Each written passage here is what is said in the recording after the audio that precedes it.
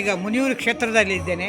ಈ ಕ್ಷೇತ್ರಕ್ಕೆ ಒಬ್ಬರು ದಾನಿಗಳು ಭಕ್ತರು ಒಂದು ವಿಶೇಷವಾದ ಒಂದು ಸೇವಾ ರೂಪದ ಕಾಣಿಕೆಯಾಗಿ ಬಲಮುರಿ ಶಂಖವನ್ನು ನೀಡಿದ್ದಾರೆ. ಈ ಶಂಖ ಬಹಳಷ್ಟು ವಿಶೇಷತೆಯನ್ನು ಹೊಂದಿದೆ. ಇದರ ಕುರಿತು ಈ ಕ್ಷೇತ್ರದ ಆನುವಂಶಿಕ ಮುಕ್ತೇಶ್ವರಾದ ಹರಿನಾರಾಯಣ ನಡುವಂತಳೆಯರು ನಮಗೆ ಮಾಹಿತಿ ಕೊಡಲಿಕ್ಕಿದ್ದಾರೆ. ಸ್ವಾಮಿ, ಈ ಒಂದು ಶಂಖದ ವಿಶೇಷತೆ, ಅದರ ಬಳಕೆ ಹೇಗೆ ಅಂತ ತಾವು ತಿಳಿಸಬೇಕಾಗಿ ತಮ್ಮಲ್ಲಿ ಕೇಳಿಕೊಳ್ತೇನೆ. ಬಲಮುರಿ ಶಂಖ ಅಂತ ಹೇಳುವಂಥದ್ದೇ ತೀರ್ಥ ಬೀಳುವುದೇ ನಮ್ಮ ಬಲಭಾಗದಿಂದ ಬೀಳುವಂಥದ್ದಕ್ಕೆ, ಅದರ ಬಲಭಾಗದಿಂದ ಬೀಳುವುದಕ್ಕೆ ಬಲಮುರಿ ಶಂಖ ಅಂತ ಹೇಳ್ತಾರೆ. ಅದನ್ನು ಸಾಮಾನ್ಯವಾಗಿ ಅದೊಂದು ಇರುವುದು ಸಹ ಅಪರೂಪ, ಆದರೆ ಅದು ವಿಶೇಷವಾಗಿರುವಂಥದ್ದು. ಮತ್ತು ಕೃಷ್ಣನಿಗೆ ಏನಿದ್ರು ಶಂಖ ಬಹಳ ವಿಶೇಷ. ಅದರಲ್ಲಿಯೂ ಹಾಲು ಅಭಿಷೇಕ ಮಾಡುವಂತಹ ಉದ್ದೇಶದಿಂದ, ಆ ಸೇವೆಯನ್ನು ಮಾಡಬೇಕು ಅಂತ ಹೇಳುವಂತಹ ಉದ್ದೇಶದಿಂದ ಸಿದ್ದನಕೆರೆ ಜಯರಾಮ್ ಭಟ್ ಇವರು ಅದನ್ನು ಅರ್ಪಣೆ ಮಾಡಿಕೊಂಡಿದ್ದಾರೆ. ಅದು ನಮ್ಮ ಪುರೋಹಿತರು ಇದ್ದಾರೆ, ಕುಮಾರ ಸುಬ್ರಹ್ಮಣ್ಯ ಭಟ್ಟು, ಅವರ ಮುಖಾಂತರದಲ್ಲಿ ಇದನ್ನು ತರಿಸಿಕೊಂಡು, ಇದು ಹೇಗಂತ ಹೇಳಿದರೆ ಸಾಧಾರಣವಾಗಿರುವಂತಹ ಒಂದು ಶಂಖ ಸ್ವಲ್ಪ ಚಿಕ್ಕದಾಗಿರ್ತದೆ, ಆದರೆ ಇದು ಬಹಳ ವಿಶೇಷವಾಗಿರ್ತದೆ. ಏಕೆಂತ ಹೇಳಿದ್ರೆ ಇದರಲ್ಲಿ ಹಾಲು ಸುಮಾರು ಒಂದು 3 ಕುಡಿತೆಯಷ್ಟು ಹಿಡಿದಿತ್ತು ಅಂತ ಕಾಣ್ತದೆ ನೋಡುವಾಗ. ಇದಕ್ಕೆ ಸಾಧಾರಣ ಆಗುವಂತಹ ಪೀಠ ಅಲ್ಲ, ಇದಕ್ಕೆ ಪ್ರತ್ಯೇಕವಾಗಿ ಇದರ ಪೀಠವನ್ನು ಅವರು ಮಾಡಿಸಿಕೊಂಡು ಬಂದದ್ದು. ಯಾವಾಗಲೂ ಇದಕ್ಕೆ ಇರುವಂಥದ್ದು ಕೂರ್ಮ ಪೀಠ, ಆ ಕೂರ್ಮ ಪೀಠವೇ ಇದರಲ್ಲಿ ಸಹ ಇರುವುದಂಥದ್ದು. ಹಾಗೆ ಅದನ್ನು ಮಾಡಿಸಿಕೊಂಡು ಬಂದು ದೇವರಿಗೆ ಅರ್ಪಣೆ ಮಾಡಿಕೊಂಡಿದ್ದಾರೆ. ಹಾಲು ಅಭಿಷೇಕ ಮಾಡುವುದಕ್ಕೆ ಇದು ವಿಶೇಷವಾಗಿದ್ದೆ. ಆದರೆ ಎಲ್ಲ ಸ್ಥಳದಲ್ಲಿಯೂ ಹೇಗೆ ಅಂತ ಹೇಳಿದರೆ ಬಲಮುರಿ ಶಂಖಕ್ಕೆ ಪೂಜೆಯನ್ನೇ ಮಾಡುತ್ತಾರೆ. ಆದರೆ ಇಲ್ಲಿ ಪೂಜೆಯ ಜೊತೆಗೆ ಇದನ್ನು ಉಪಯೋಗ ಮಾಡಿಕೊಂಡು ಪೂಜಾ ಕಾರ್ಯಕ್ರಮಕ್ಕೆ ಸಹ ಇದನ್ನು ಉಪಯೋಗ ಮಾಡಿಕೊಳ್ಳುವುದು ಅಂತ ನಾವು ನಿತ್ಯದಲ್ಲಿ ಇಲ್ಲ. ಆದರೂ ವಿಶೇಷವಾಗಿರುವಂತಹ ಸೇವಾ ಸಂದರ್ಭದಲ್ಲಿ ಅಥವಾ ಅಭಿಷೇಕ ಮಾಡುವಂತಹ ಸಂದರ್ಭದಲ್ಲಿ ಮಾತ್ರವೇ ಇದನ್ನು ಉಪಯೋಗ ಮಾಡಿಕೊಳ್ಳುವುದು.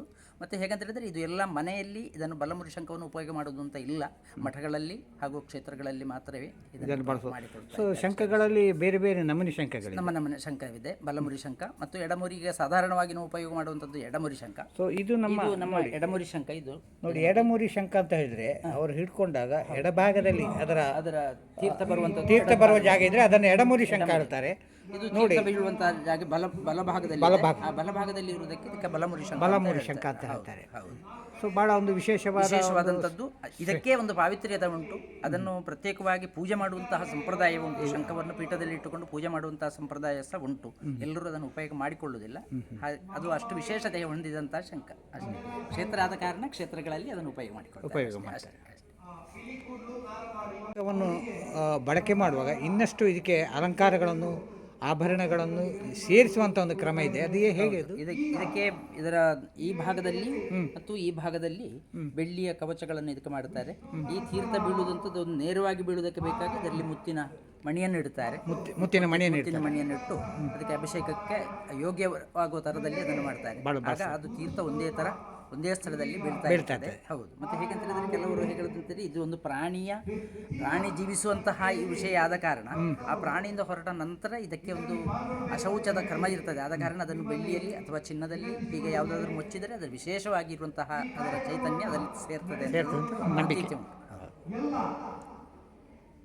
ವೇದಮೂರ್ತಿ ಕಿಳಿಂಗಾರು ಕುಮಾರ ಸುಬ್ರಹ್ಮಣ್ಯ ಭಟ್ ಮುನಿಯೂರು ದೇವಸ್ಥಾನದ ಸಮೀಪ ಅವರು ವಾಸ ಇದೆ.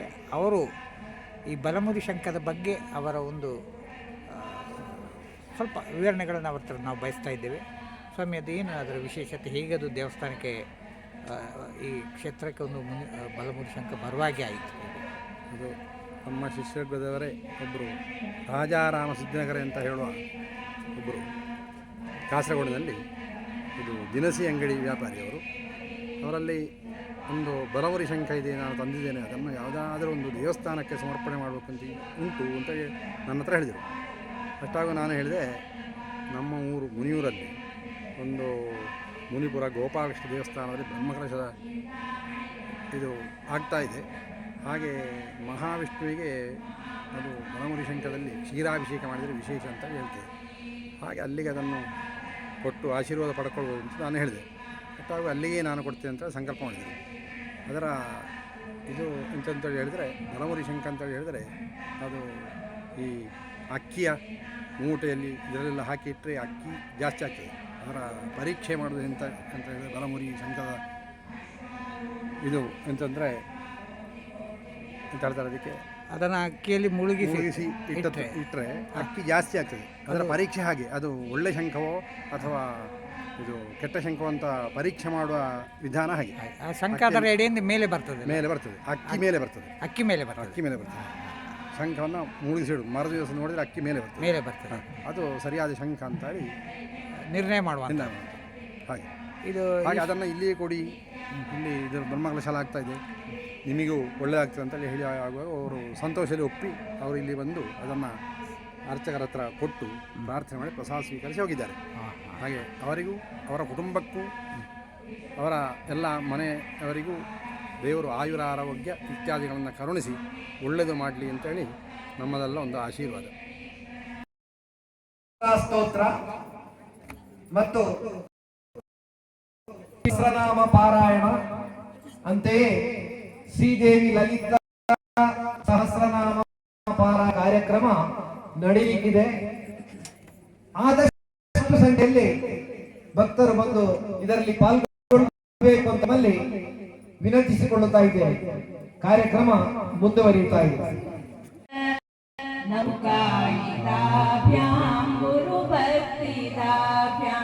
वैराग्य साम्राज्यद पूजनाभ्यां नमो नमः श्री गुरुपादुकाभ्यां नमो नमः श्री गुरुपादुकाभ्यां कवित्ववाराशि निशाकराभ्यां दौर्भाग्यदावाम्बुदमालिकाभ्यां दूरी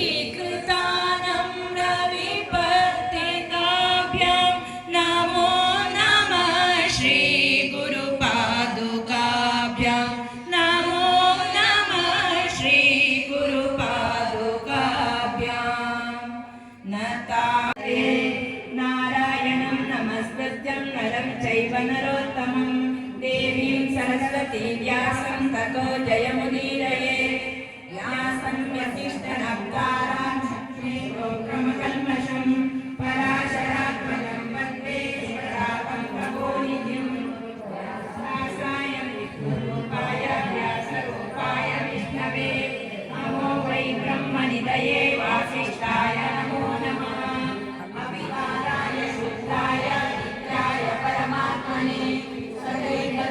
रूपाय विष्णवे सर्वविष्णवे यस्य स्मरणमात्रेण जन्मसंसारबन्धना विमुच्यते नमस्तस्मै विष्णवे तपविष्णवे नमस्तस्मै तपविष्णवे श्रीवैशम्पायनमुवाच श्रुत्वा धर्मानशेषेण पावनानि च सर्वशः युधिष्ठिरशान्तनवं पुनरेवाभ्यभाषत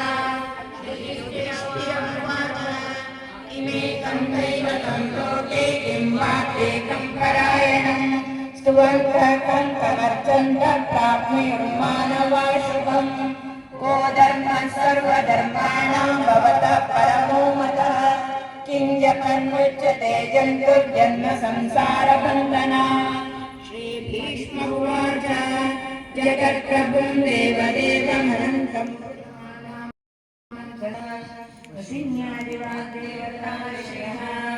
अनुष्ठुप्छन्दः श्रीललिता परमेश्वरी देवता श्रीमद्वाग्भवकूटेति बीजं मध्यकूटेति शक्तिः शक्तिकूटेति कीलकं श्रीललिता महात्रिपुरसुन्दरी प्रसादसिद्धिद्वारा चिन्तितफलावाप्त्यर्थे विनियोगः कमलकोत्पलं बिभ्रतीं सौम्यां रत्नकटस्थरत्नचरणां ध्यायेत् परां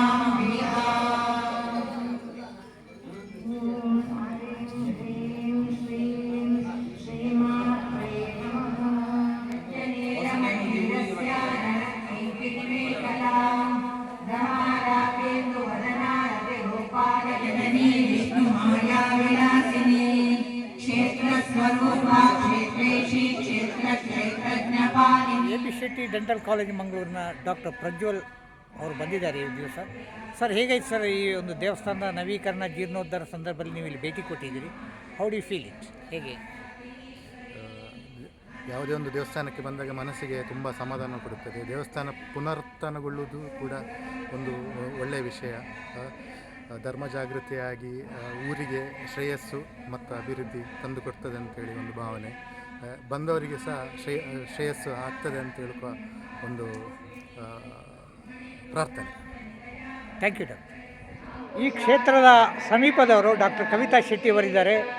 ಅವರು ಬಹಳ ಜನಪ್ರಿಯ ಡೆಂಟಿಸ್ಟ್. ಅವರು ತಮ್ಮ ನಿತ್ಯದ ಈ ದಂತವೈದ್ಯಕೀಯದ ಜೊತೆಗೆ ದೇವಸ್ಥಾನದ ಭೇಟಿಯನ್ನು ಮಾಡ್ತಾ ಇರ್ತಾರೆ. ಅವರ ರೊಟೀನ್ ಈ ಬ್ರಹ್ಮಕಲಶ ಸಂದರ್ಭದಲ್ಲಿ ಹೇಗೆ ಅಂತ ಅವ್ರ ಹತ್ರ ಕೇಳೋ. ಡಾಕ್ಟರ್, ಹೇಗೆ ನಿಮ್ಮ ಪ್ರಾಕ್ಟೀಸು ಮತ್ತು ನವೀಕರಣ ಈ ಉತ್ಸವವನ್ನು ಹೇಗೆ ಒಂದು ಜೊತೆಯಾಗಿ ತಗೊಂಡು ಹೋಗ್ತೀರಿ? ಬೆಳಿಗ್ಗೆ ಪುರುಸೋತಿರ್ತದೆ, ದೇವಸ್ಥಾನವು ಖಾಲಿ ಇರ್ತದೆ. ಬಂದು ಒಂದು ಕ್ಷಣ ದೇವರನ್ನು ನೋಡಿ ಕೆಲಸ ಕಾರ್ಯ ದಿವಸ ಸೂತ್ರವಾಗಿ ನಡೀತದೆ. ಅದಕ್ಕಿಂತ ಖುಷಿ ಬೇರೆ ಯಾವುದೂ ಇಲ್ಲ, ಆಯಿತಾ? ಹಾಗೆ ಅದು ದೇವರ ಆಶೀರ್ವಾದ ಇದ್ದರೆ ಅದೇ ಸಾಕು.